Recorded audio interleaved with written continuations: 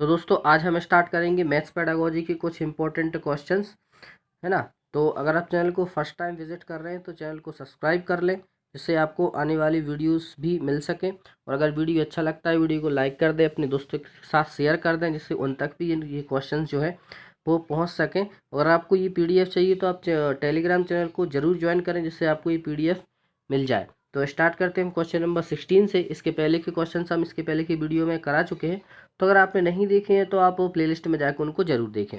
तो क्या है क्वेश्चन, गणित में नैदानिक परीक्षण का उद्देश्य होता है। नैदानिक परीक्षण का उद्देश्य बताना है, बच्चों की समझ में अंतर को जानना ये होता है, और माता पिता को प्रतिक्रिया देना। आगे हम क्वेश्चन, तो थर्ड ऑप्शन है प्रगति रिपोर्ट भरना या अंतिम अवधि की परीक्षा के लिए प्रश्न पत्र की योजना बनाना। तो राइट आंसर क्या होगा, ऑप्शन नंबर फर्स्ट का राइट आंसर हो जाएगा कि विभिन्न बच्चों की समझ अलग अलग होती है और बच्चों के इस समझ में अंतर जानने के लिए नैदानिक परीक्षण किया जाता है। अगला देखते हैं, उपचारात्मक शिक्षण सहायक है, यानी जब उपचारात्मक शिक्षण है वो किस लिए सहायक है। पूरी कक्षा को पढ़ाने में, पाठ की पुनरावृत्ति के लिए, खेल मार्ग विधि द्वारा शिक्षण, या कमजोर छात्रों की सीखने की कठिनाइयों को दूर करने में। तो उपचार जब किया जाता है जब हमें उस चीज़ की समस्या का पता हो और निदान करने के लिए हम उसका उपचार करते हैं। तो ये क्वेश्चन, इस क्वेश्चन का राइट आंसर हो जाएगा कमजोर छात्रों की सीखने की कठिनाइयों को दूर करने में। आगे, निम्न में से कौन सी एक गणितीय प्रक्रिया नहीं है, है ना। गणितीय प्रक्रिया हमें नहीं बताना है, नेगेटिव बताना है। तो गणित में हम कभी भी रटना को नहीं मानते हैं, तो इस क्वेश्चन का राइट आंसर सिंपल हो जाएगा रटना, यानी ऑप्शन नंबर दूसरा। गणित सीखने में त्रुटियां एक महत्वपूर्ण भूमिका निभाती हैं, यह कथन कैसा है। तो देखो, गणित सीखने में जो त्रुटियां हैं एक महत्वपूर्ण भूमिका निभाती हैं, ये हमें पता है कि सही है। तो आप सबसे पहले असत्य वाले पॉइंट तो आप कट ही कर दें। अब देखते हैं क्या सत्य, क्योंकि त्रुटियां बच्चे की सोच को दर्शाती हैं, है ना।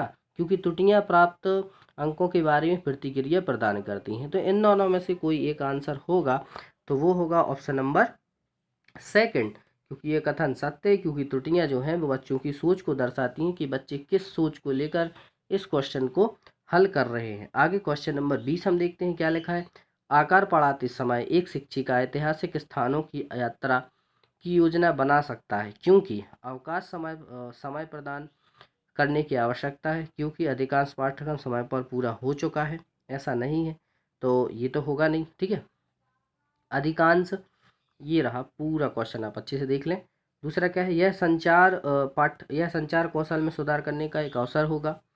आकार हर वस्तु कला का एक अभिन्न हिस्सा है और इस तरह की यात्राएं विषय में संबंध को प्रोत्साहित करती हैं। ऑप्शन नंबर सी होगा, यानी ये होगा, ये होगा, ये पहला हम कट कर सकते हैं। आगे देखते हैं कि डी क्या कह रहा है। शिक्षा बोर्ड द्वारा फील्ड ट्रिप की को सिफारिश की जाती है और इसलिए इसका आयोजन अवश्य किया जाना चाहिए। तो राइट आंसर क्या हो सकता है, तो वो होगा ऑप्शन नंबर बी, यानी सिर्फ सी वाला जो है ये वाला राइट आंसर होगा कि आकार हर वास्तुकला का एक अभिन्न हिस्सा होती है।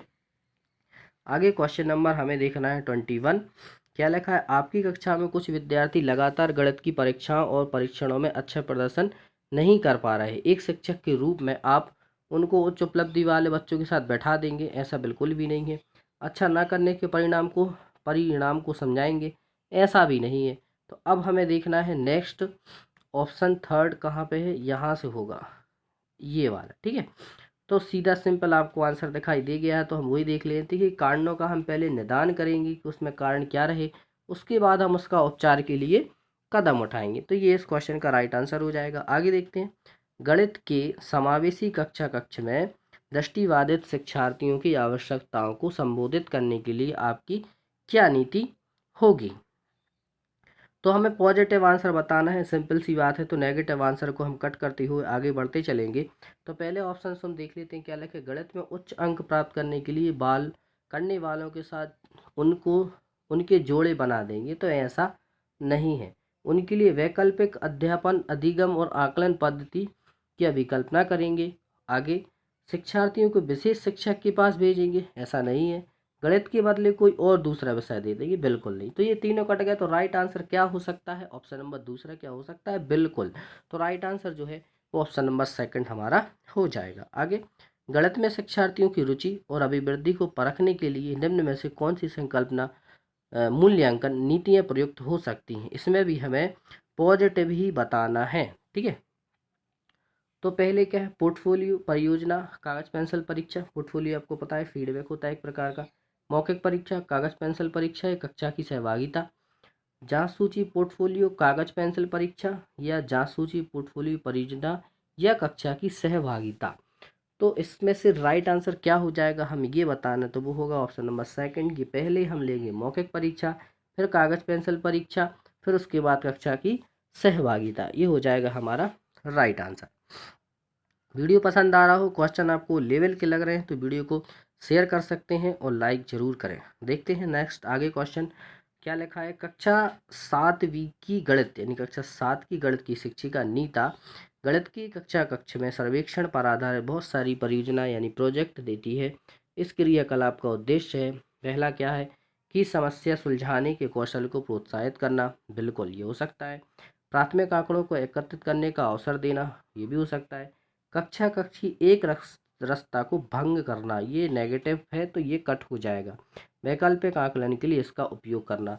तो हमारा 1 और 2 तो सही था, तो ऑप्शन नंबर 1 और 2 आपको कहाँ दिख रहा है, ये 1 और 2 तो सही था, यानी 1 और 2 यहाँ पर है, यहाँ पर है और यहाँ पर है, मतलब फोर्थ नंबर तो कट हो जाएगा।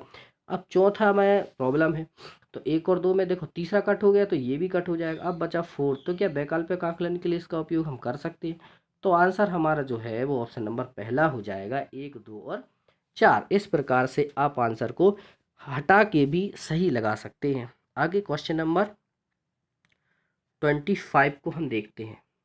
तो यहाँ पर क्वेश्चन नंबर 25 क्या लिखा है, गणित में निम्नलिखित पदों में से कौन सा पद परिभाषित है, यानी ऐसा कौन सा पद है जिसकी परिभाषा आपको बताई गई है। समतल, ये एक समतल, इसकी परिभाषा बताई गई है क्या। एक रेखा, ये एक रेखा है इसकी परिभाषा, या एक बिंदु इसकी परिभाषा, या फिर चतुर्भुज के विकर्ण। आपको यहाँ पे एक चतुर्भुज दिखाई दे रहा होगा, ये विकर्ण आपको परिभाषित, ये विकर्ण कहलाते हैं, क्या ये परिभाषित है। तो राइट आंसर क्या होगा, राइट आंसर होगा ऑप्शन नंबर फोर्थ, चतुर्भुज की विकर्ण, क्योंकि इनकी परिभाषा, ये जो है चतुर्भुज की विकर्ण कहलाते हैं और इनकी परिभाषा जो है वो बताई गई, ये विकर्ण कहलाते हैं। ठीक है, आगे देखते हैं क्वेश्चन नंबर 26 क्या लिखा है, निम्न में से कौन सा पहलू बीजगणित में महत्वपूर्ण नहीं है। अब हमें नहीं है बताना है, वो भी बीजगणित में। सामान्यीकरण, मानसिक चित्रण, क्रम परिवर्तन या माप। तो बीजगणित में क्या मापने का काम होता है, ऐसा तो बिल्कुल भी नहीं है। बीजगणित में हम कभी भी मापते नहीं और हमें नहीं बताना था, तो ऑप्शन नंबर थर्ड जो है वो हमारा राइट आंसर हो जाएगा। आगे देखते हैं क्या लिखा है, गणित में प्रश्न रखने का अर्थ है, यानी अगर हम गणित में प्रश्न रखते हैं तो उसका क्या अर्थ होगा। विषय वस्तु में से प्रश्नों का सृजन करना, प्रश्नों को हल करने में असमर्थता, नेगेटिव है हटा दो। कक्षा में संदेह प्रस्तुत करना, नेगेटिव है हटा दो। प्रश्न हल करना, ऑप्शन मतलब फर्स्ट और फोर्थ, ये जो ऑप्शन दोनों में से कोई एक आंसर होगा। तो बड़ा आंसर होता है वो सही आंसर होता है अगर पॉजिटिव है तो क्या ऑप्शन नंबर फर्स्ट आंसर हो सकता है, देख लेते हैं, बिल्कुल सही, ऑप्शन नंबर फर्स्ट जो है इस क्वेश्चन का राइट आंसर हो जाएगा। आगे क्वेश्चन नंबर 28 हम देखते हैं क्या लिखा है, गणित की अच्छी पाठ्य पुस्तक में होते हैं। तो गणित की अच्छी पाठ्य पुस्तक में क्या होते हैं, प्रमेय और उनकी उत्पत्ति, समन्वेषण के लिए प्रश्न, अभ्यास प्रश्न या हल किए हुए उदाहरण। तो ये तो नहीं होगा, ये नहीं होगा, तो option number first and second में दोनों में से कोई एक आंसर हो सकता है। तो हम देखते हैं, तो होगा ऑप्शन नंबर सेकंड इस क्वेश्चन का right answer. Okay, next question number 29 को हमें देखना है क्या लिखा है, निम्न कथन पर विचार कीजिए कि अगर प्रत्येक विषम प्राकृतिक संख्या एक अभाज्य संख्या है, यानी कि विषम प्राकृतिक संख्या, अगर हम आपको ये बताएं जैसे 11 है, 11 एक विषम संख्या है, प्राकृतिक संख्या है, एक अभाज्य संख्या है, ये तीनों हो जाएगा 11। उत्पत्ति, निम्न विधियों में से किसका प्रयोग कथन के प्रमाण खंडन हेतु किया जा सकता है। अब अगर एक पॉइंट आप यहाँ पकड़े खंडन, तो क्या इससे खंडन विधि आंसर हो सकता है, देखते। तो राइट आंसर क्या होगा, ऑप्शन नंबर फोर्थ होगा, परिस्थिति द्वारा उत्पत्ति। ऐसा हमें नहीं करना है। आगे क्वेश्चन नंबर 30 को देखते हैं क्या लिखा है, गणित में दुश्चिंतता के लिए निम्न में से कौन सा घटक जो है उत्तरदायी नहीं है। यानी कि गणित में जो है कैसे बता सकते हैं आप कि एक लड़का है, क्या उस पर गणित बनती है अच्छी, या एक लड़की है, गर्ल एंड बॉय जो है, क्या इन दोनों में से सबसे गणित किस पे अच्छी बनती है। तो इसका जो राइट आंसर है हम बोल सकते हैं कि लिंग का जो है वो गणित से कोई संबंध नहीं है। आप ये नहीं बोल सकते हैं कि भाई साहब ये आपको यहाँ पे एक लड़का दिखाई दे रहा है, ये आप नहीं बोल सकते हैं कि ये बहुत ज़्यादा होशियार है मैथ्स में, है ना, ज़्यादा हंस रहा है मैथ्स में, ज़्यादा होशियार है। और अगर कोई गर्ल है तो आप ये नहीं बोल सकते हैं कि ये जो गर्ल है ये ये ज़्यादा होशियार है। कोई उसका लिंग से कोई भी परिवर्तन या कोई भी संबंध नहीं होता है। गणित हर कोई सीख सकता है। ये कहने का होता है कि लड़के जो हैं गणित में होशियार होते हैं, लड़कियाँ गणित में होशियार होती हैं। तो क्वेश्चन नंबर आगे 31 से हम आगे कंटिन्यू करेंगे। अगर वीडियो आपको अच्छा लगा है तो लाइक ज़रूर कर दें, है ना। पसंद आया हो एक्सप्लेनेशन का तरीका तो ज़रूर लाइक करें। फर्स्ट टाइम विजिट कर रहे हैं तो सब्सक्राइब कर लें, है ना, जिससे आपको नोटिफिकेशन मिले और आप क्लास को अच्छे से देख सकें। और अपने फ्रेंड के साथ ज़रूर शेयर कर दें जिससे उन तक भी ये वीडियो पहुँचे। तो हम मिलते हैं नेक्स्ट वीडियो में।